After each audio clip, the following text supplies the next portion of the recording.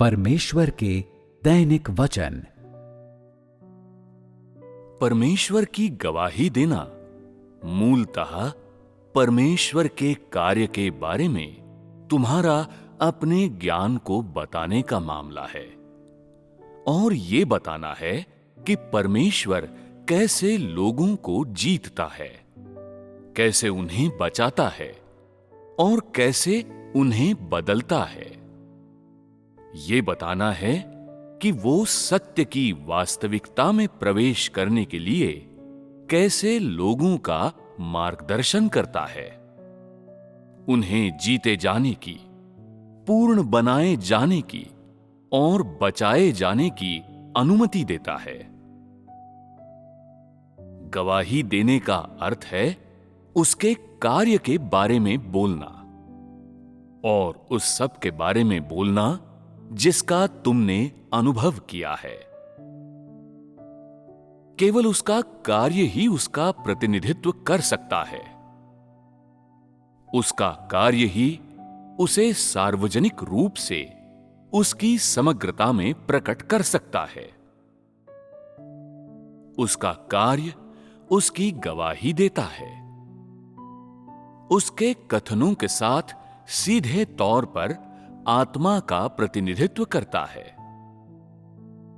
वो जो कार्य करता है उसे आत्मा द्वारा किया जाता है और वो जो वचन बोलता है वे आत्मा द्वारा बोले जाते हैं। ये बातें मात्र देहधारी परमेश्वर के जरिए व्यक्त की जाती हैं। फिर भी असलियत में वे आत्मा की अभिव्यक्ति हैं।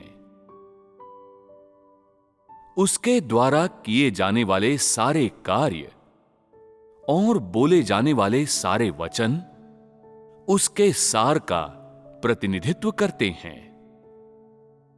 अगर देह धारण करके और इंसान के बीच आकर परमेश्वर न बोलता या कार्य न करता और वो तुमसे उसकी वास्तविकता, उसकी सामान्यता और उसकी सर्वशक्तिमत्ता बताने के लिए कहता, तो क्या तुम ऐसा कर पाते? क्या तुम जान पाते कि आत्मा का सार क्या है? क्या तुम उसके देह के गुण जान पाते? चूंकि तुमने उसके कार्य के हर चरण का अनुभव कर लिया है, इसलिए उसने तुम लोगों को उसकी गवाही देने के लिए कहा। अगर तुम्हें ऐसा कोई अनुभव न होता, तो वो तुम लोगों को अपनी गवाही देने पर जोर न देता। इस तरह जब तुम परमेश्वर की गवाही देते हो, तो तुम न केवल उसकी सामान्य मानवीयता के बाह्य रूप की गवाही देते हो, बल्कि उसके कार्य की और उस मार्ग की भी गवाही देते हो जो वो दिखाता है। तुम्हें इस बात की गवाही देनी होती है कि तुम्हें उसने कैसे जीता है और तुम किन पहलुओं में पूर्ण बनाए गए हो। तुम्हें इस किस्म की गवाही देनी चाहिए। अगर तुम कहीं भी जाकर चिल्लाओगे, हमारा परमेश्वर कार्य करने आया है और उसका कार्य सचमुच व्यवहारिक है, उसने हमें बिना अलौकिक कार्यों के, बिना चमत्कारों और करामातों के प्राप्त कर लिया है, तो लोग पूछेंगे, तुम्हारा ये कहने का क्या मतलब है कि वो चमत्कार और करामात नहीं दिखाता? बिना चमत्कार और करामात दिखाए उसने तुम्हें कैसे जीत लिया? और तुम कहते हो, वो बोलता है और उसने बिना चमत्कार और करामात दिखाए हमें जीत लिया। उसके कामों ने हमें जीत लिया।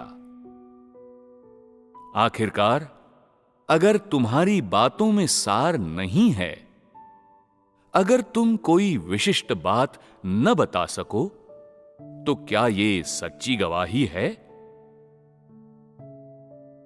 देहधारी परमेश्वर जब लोगों को जीतता है, तो ये कार्य उसके दिव्य वचन करते हैं। मानवीयता इस कार्य को नहीं कर सकती। इसे कोई नश्वर इंसान नहीं कर सकता। उच्चतम क्षमता वाले लोग भी इस कार्य को नहीं कर सकते, क्योंकि उसकी दिव्यता किसी भी सृजित प्राणी से ऊंची है। ये लोगों के लिए असाधारण है।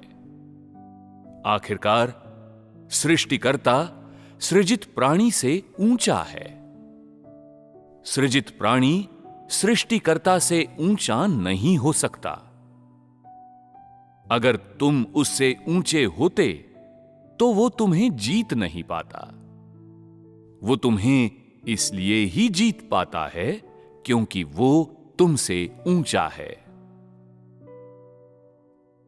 जो सारी मानवता को जीत सकता है, वो सृष्टिकर्ता है और अन्य कोई नहीं। केवल वही इस कार्य को कर सकता है। ये वचन गवाही हैं, ऐसी गवाही जो तुम्हें देनी चाहिए।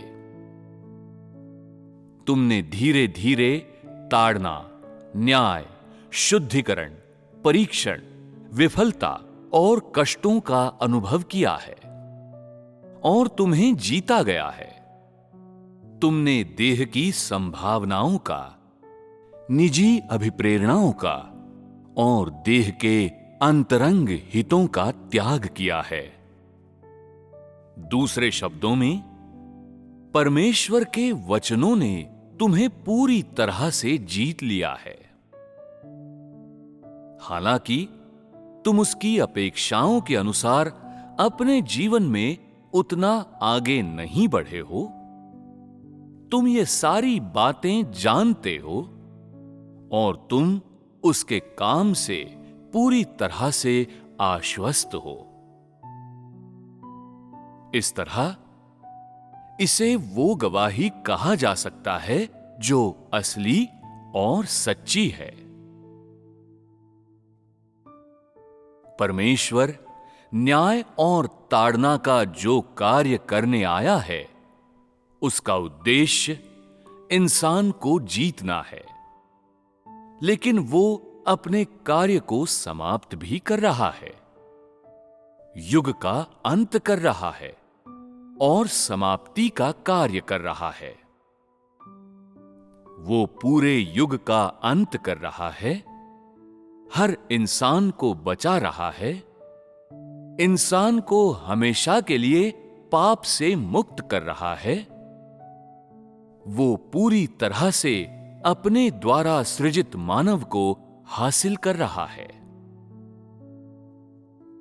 तुम्हें इस सब की गवाही देनी चाहिए। तुमने परमेश्वर के इतने सारे कार्य का अनुभव किया है।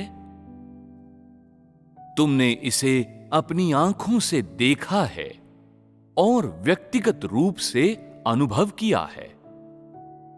एकदम अंत तक पहुंचकर तुम्हें सौंपे गए कर्तव्य को पूरा करने में असफल नहीं होना चाहिए। यह कितना दुखद होगा। भविष्य में जब सुसमाचार फैलेगा, तो तुम्हें अपने ज्ञान के बारे में बताने में सक्षम होना चाहिए।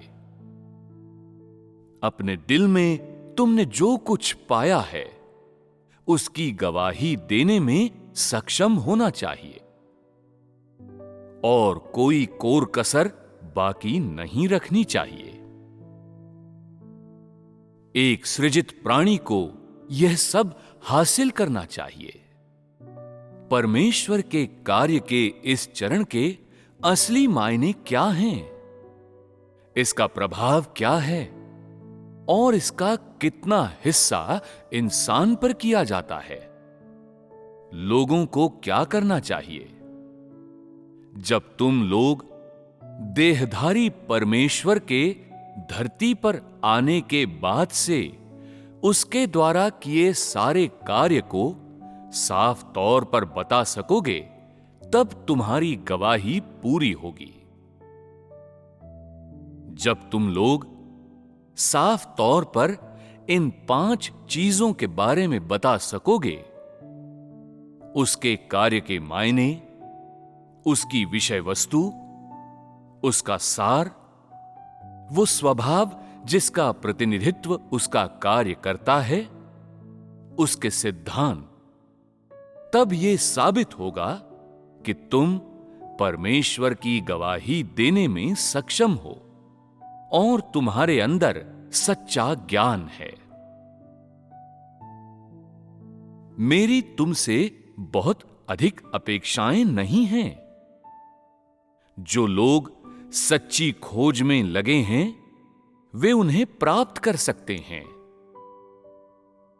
अगर तुम परमेश्वर के गवाहों में से एक होने के लिए दृढ़ संकल्प हो, तो तुम्हें समझना चाहिए कि परमेश्वर को किससे घृणा है और किससे प्रेम।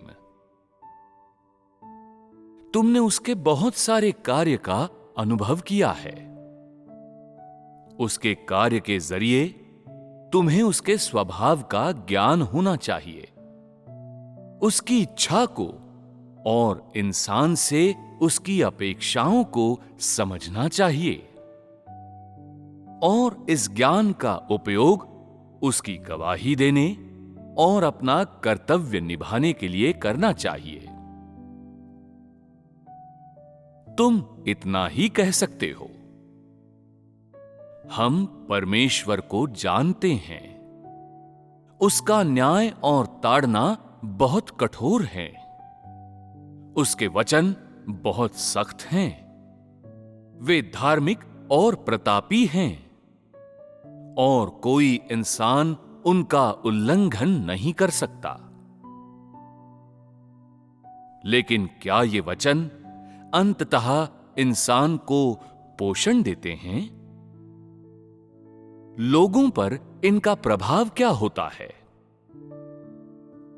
क्या तुम वास्तव में जानते हो कि न्याय और ताड़ना का यह कार्य तुम्हारे लिए सर्वाधिक लाभकारी है?